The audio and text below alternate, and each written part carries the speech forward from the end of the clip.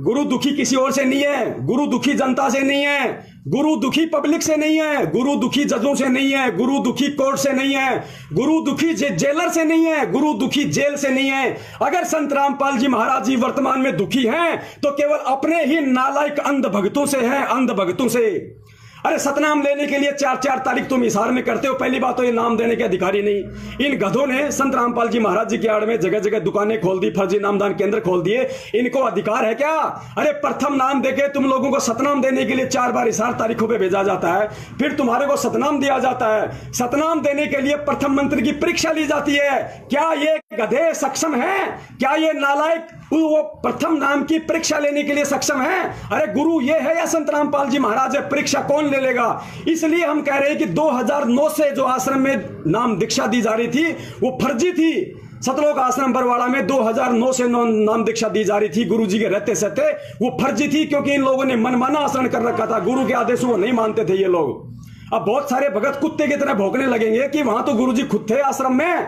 अरे गुरुजी खुद थे, फिर वो फर्जी कैसे हो सकती है? जिस प्रकार सतलोक आश्रम बरवाड़ा में रहते सहते उसी गुरु के नाम पे इन लोगों ने तुम्हें कमांडो बना दिया, इन लोगों ने तुम्हारे हाथों में बंदूकें पकड़ा दी। उसी गुरु के रहते सहते इन लोगों ने वहां पे 5-5 मौतें करवा दी, पुलिस वालों पे पत्थर फेंकवा दिए, पेट्रोल बम फुलवा दिए, जेसीपीया फुकवा दी।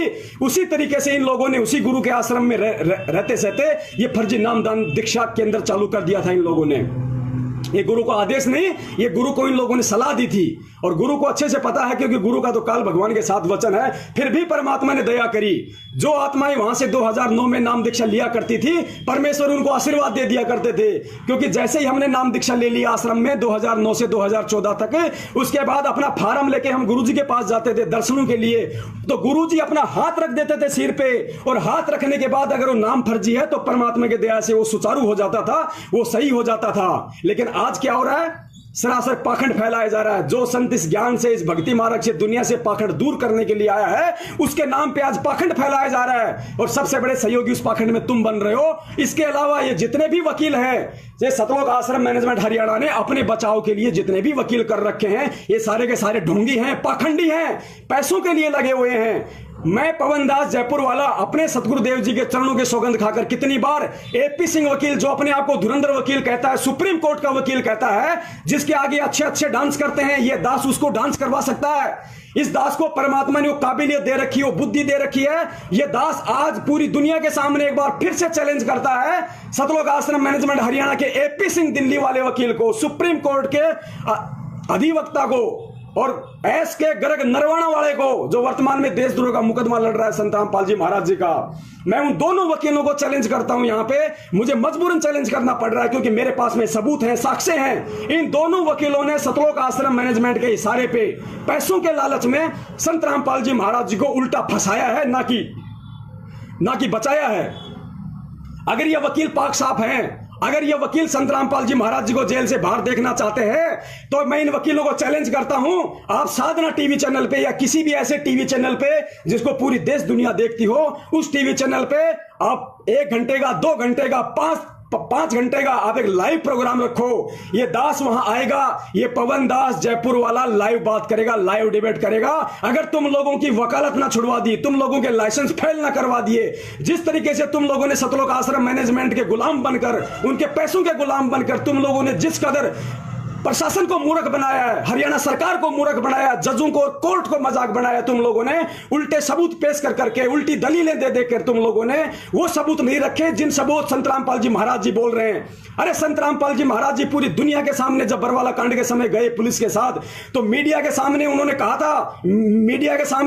था कि ये राष्ट्रीय समाज सेवा समिति मेरी नहीं है। भगत जी वीडियो निकालो, ये राष्ट्रीय समाज सेवा समिति मेरी नहीं है, ये जितने भी लोग कमांडो बने हुए ये मेरे नहीं हैं, और मुझे आश्रम के अंदर बंधक बना के रखा हुआ था। देखिए, सुनिए आप।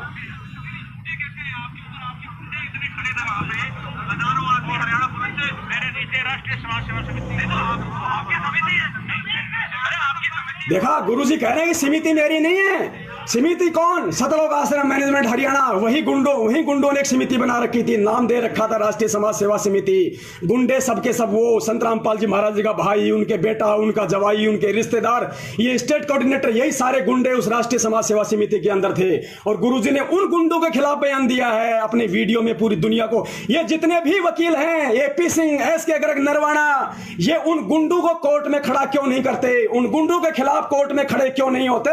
क्योंकि इनको अच्छे से पता है कि जो गुंडे हमें फीस दे रहे हैं, जिन गुंडों के पैसों के पीछे हमारे बच्चे विदेशों में पढ़ रहे हैं, जिन गुंडों के पीछे हमें मौज मिल रही है, हमें लाखों रुपए एक तारीख का मिल रहा है, उन गुंडों के खिलाफ हम कैसे कोर्ट में खड़े हो जाएंगे? पुण्यात्माओं, ये सबके सब षड्यंत्रकारी हैं, काल के दूत हैं। इनको संत और भक्ति, भगवान, ज्ञान से कोई मतलब नहीं है। आप लोगों के कंधे पर बंदूक रखकर गुरु को बदनाम किया जा रहा है, कहीं लेट ना हो जाए, ध्यान रखना पुण्यात्माओं। पानी अगर सर से ऊपर निकल गया, गुरु का कोई कुछ नहीं बिगाड़ पाएगा। गधे कुत्ते हम बने फिरेंगे, यहाँ पे गधे कुत्ते हम बने फिरेंगे।